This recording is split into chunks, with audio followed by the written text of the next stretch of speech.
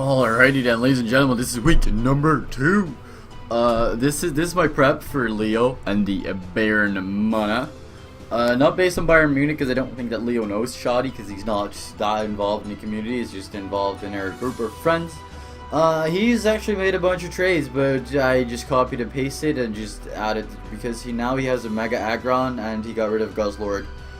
And he probably wants to get rid of Masquerain as well. Good thing I hadn't done that this week. Spoilers. So Muck Alola is the first thing that I entered because, well, that deals with especially offensive Mega Sceptile reasonably well. It deals well with Trevenant. It deals well with Slowking. It deals well with Guzzlord, and it deals okay with Masquerain. So I knock off Pursuits, Shadow Sneak just to get off some last ditch effort. I just put 24 in speed in case you want to speed creep me with something. And then I'm just max tech adamant because I just really want to get off a lot of damage on my opponent. Ability Poison Touch, as I said in the team builder and the initial draft analysis. Shadow Sneak plus Poison Touch is a very good combination. So in case you hadn't poisoned him again, then you get another 30% chance of doing that with the Shadow Sneak. So you get off a bit of chip, and then you get off residual damage every turn that Munna is in. So, Assault Vest Muck, thus far, loving it. So, next off, we have Jellicent, which has Shadow Ball, Dazzling Gleam, Taunt, and Recover, and its max Spedev. The only reason why this thing is here, why this thing is even on my team this week, is because of that thing right there. It's like next to my mouse right now. I can't hover over it because OBS doesn't allow me to. But there's a Volcanion on the opponent's team, and you know what? I just want to recover. I just needed a water immunity so he can't Steam Erupt. His other stab is going to be Fire Blast, so he can't really do that much to me either. If he's a substituting set, then Shadow Ball is probably the hardest thing I have to hit it with. But, you know, I'm just so scared of this spec set that I decided, you know what, let's just slap Jellicent on here. And to throw that in front of Volcanion, and probably Volcanion only. Does he decide not to bring Volcanion, or after it's that, then Jellicent is probably the first thing I'll sack. Because, well, it doesn't really do that much to anything else. Dazzling Gleam is there because Sceptile is a potential switch in if it's especially offensive, and the other reason it's there is because, well, Scrafty. And I do think that speed's Scrafty. I'm not too sure. So, next off, we have Togekiss with the Caviar Berry because, well, the things that can hit. Togekiss is there to wall Garchomp, to wall Scrafty, and those both get access to Poison Jab. They both get access to, well, the Scrafty gets access to Ice Punch, and the Garchomp gets access to Stone Edge, but I felt like Poison Jab was much more reliable for him to run, so that's why I have the Caviar Berry on there. So, because if you don't know what Caviar Berry does, it halves damage taken from a super effective poison type attack, single use. So I have the Dazzling Gleam on there just because, well, he is very much of a fairy weakness. The only thing that is actually resistant to fairy on his team is Volcanion, and well, that gets smacked by Air Slashes. So there is some speed in there, probably that speed to Volcanion, but I have no idea what I did this for. Because it is a while ago. But Air Slash there just to be a nuisance, just while Togekiss does that. And then also Defog, because so his dual stab is Defog because, well, my team kind of suffers from Stealth Rocks.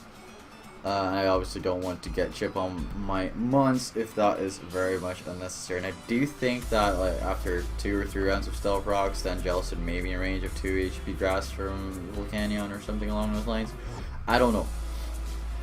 Next off, we have Assault Vest Tangrowth, which is mainly there to just take on the Sceptile. I think with this defense investment, this takes on Garchomp as well.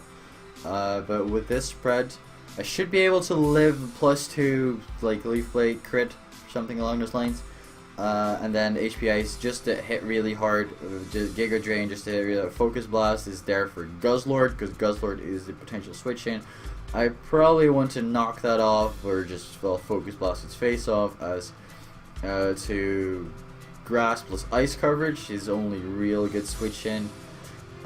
Is either Trevenant, because HP Ice doesn't hit it all that hard, or Guzzlord, and that's why I Focus Blast on there. So next up we have Jirachi. This week around I figured that the Choice Scarf Adamant set would be better. I have Iron Head, which is there just to flinch it. This is also something I like, an emergency break for Mega Sceptile. This is the only thing I have that outspeeds Mega Sceptile. I just don't want to defensively check it, but I also want to offensively check it. Jirachi can obviously switch into its dual stab, being Dragon and Grass. So it's there. Jirachi also there as a good momentum gainer. There are things that can't hit. For example, it can't do anything to Volcanion. Iron Hat is just there. Play Rough is there because of the Scrafty, and that just does significant more damage than, well, obviously Sun Headbutt wouldn't have done anything. So, and the other option was, there was another option, I can't remember. Play Rough in general is just a really good thing against his team because he's very, very weak, and it also has potential to lower the opponent's attack. Ice Punch is there solely for the purpose of killing Garchomp. And then Iron Head and U-Turn are just there for general stab and momentum gaining. So this speed should allow me to outspeed Max Speed Mega Sceptile, and that's exactly why I'm running this specific spread. Because I don't outspeed Scarf Garchomp anyway. This should also allow me to outspeed like the next fastest Scarfer, which isn't really there, unless he's like running Scarf Tapu Fini, but that would be odd. And this is also, let's say Scrafty gets up a Dragon Dance, then the player off is also going to do significant damage to it. I don't think it Okos, but like I just need to keep attacking Scrafty, and then, you know, I just play rough it. So that's going to be the Jirachi set. I do think this is going to be a very potent set for Geekiwell against his team. And then we have Expert Belt Infernape. Once again, like Infernape outspeeds the majority of his team. It outspeeds everything barring Mega Sceptile and potential Scarfers, which he doesn't actually have that many. So, barring Garchomp. And that's kind of it. So, with that being said, Flare Blitz, Close Combat, and a Thunder Punch with Iron Fist. Expert Belt is there to hit Tapu Fini, because I expect Tapu Fini to be his main switch into Infernape.